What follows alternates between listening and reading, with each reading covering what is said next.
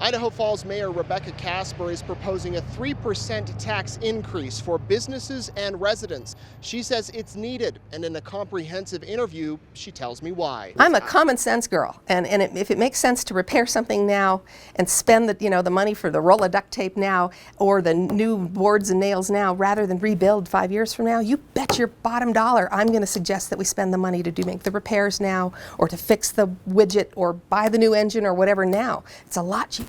You are proposing a tax increase. We are. Explain that, and what will that money go toward? Okay. By law, a city cannot increase its tax any more than 3% of its valuation. And so if we do the math and take 3% of the valuation that we have this year, we can raise an additional roughly $827,000. The budget for this year reflects spending that is above the amount we spent last year. Now, a lot of people are going to turn to me immediately and say, you are a crazy tax and spend liberal because you want to raise more money and you want to spend more money. And I want to say to them immediately, that is not the case. What we have going on in the budget this year is a reflection of need. The city has aging infrastructure. The city has new things that need to happen because we have grown. The city has people that work for it that need to be compensated fairly so that we can retain them. If you compare the city's budget to a household budget, there are some very apt comparisons. If you have a home and you neglect to repair the roof, in time the roof will leak.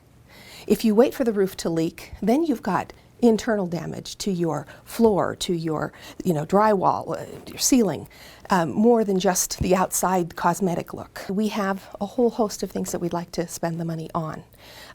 Some of them are along the lines of safety, some of them are along the lines of technology. Let me give you a couple of examples. The county has upgraded the computer-aided dispatch software. That was needed. In response to that, our fire and police software has to be able to interface with dispatch. We've got to be able to have officers with the equipment in their police cars or fire trucks with the equipment in the stations and in their trucks that will be able to read and listen to and communicate with the new dispatch software. So a lot of the expenses are new expenses, things the county or the city hasn't dealt with in the past. You could say that. You could say that. We also are providing additional ambulance service. Now some might say, well, I never called the ambulance, so I guess that doesn't matter to me, but lots of people do use ambulance service. So if this 3% doesn't pass, what happens? Is the city in a financial bind? Well, I would think that the council members, because council members are fully aware of these trade-offs and they're very responsible, about maintaining high standards of safety and such. I think that they're going to have a struggle within themselves to try to figure out what to cut. We can't cut water, we can't cut police protection or fire protection. Those are basics. Electricity, all of those things. So they might reach in and cut some of the things that Idaho Falls is known for. We have beautiful parks, we have a fantastic trail system that's growing. Let's go to the employee side. As everybody in the whole world probably knows, and I'm exaggerating a little bit, but health insurance costs increase in this country annually. And in the city of Idaho Falls, we've been no exception. In the past, the city has often opted to absorb the health insurance increase for the employees and then forego any pay increase or give them a minimal pay increase to help them offset the cost of living increases that we all endure. This year, a decision was made to take a look at helping employees on the employment side by giving them a little cost of living increase to help keep their salaries current with inflation. On the other hand, however, a decision was made not to help cover the cost of any health insurance increases. If we don't give them a cost of living increase, and we don't cover the health insurance increase, then the average city worker, all city workers will be making less in the coming year. Council members and the mayor are proposing pay increases along with a tax increase. Are they connected? They're not really.